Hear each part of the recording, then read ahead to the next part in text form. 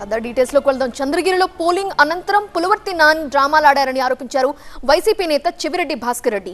University దగ్గర నాని కారుపై మాత్రమే దాడి చేశారు, అది కూడా తప్పే. కానీ అక్కడ నుండి యాక్టివ్ గా నడుచుకుంటూ వెళ్లిన నాని 2 గంటల తర్వాత వీల్ చైర్ లో ఉన్నాడు. ఇదంతా డ్రామా అంటూ ఆరోపించారు.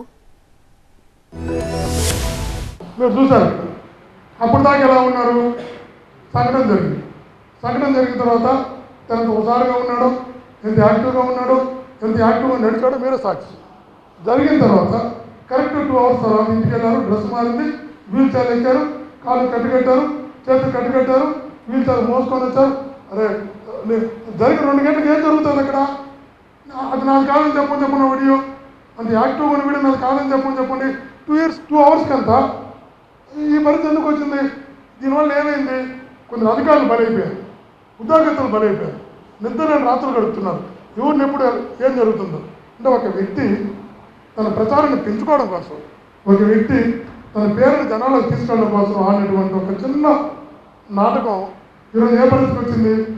ఎవరు మనశాంతి లేకుండా బతుకుతున్నారు, ఉద్యోగస్తులు, పబ్లిక్ కూడా ఏం జరుగుతుంది తెలియకుండా. అదే కాదు నా మీద జరిగింది. ఇంటికి వెళ్ళిపోయాం కదా, నువ్వు కూడా 14 మంది మీటర్ల ముందుకు వెళ్ళిపోయింటే సరిపోయి ఉంటుంది కదా.